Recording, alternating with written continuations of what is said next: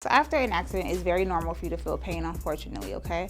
Have you ever seen a picture of the spine before? I have not. Okay, so this is your spine. Your spine is made of 3 sections. This is the cervical region, also known as the neck, the mid-back, also known as thoracic, and low back, also known as lumbar.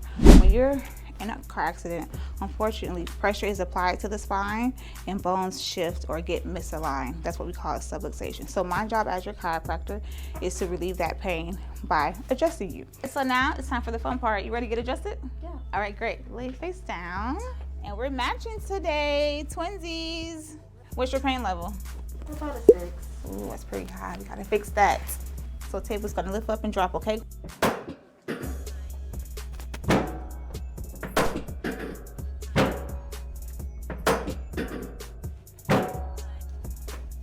Okay? All right, deep breath in and out, deep breath in, let it all around, good. Deep breath in and out. Good, one more time. Good, all right. You can put your arms wherever you like now, wherever's comfortable for you, and you're gonna hold your head up for me. And out.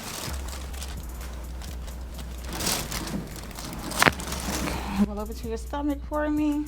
Roll over to your back. I definitely said stomach. Good. Good.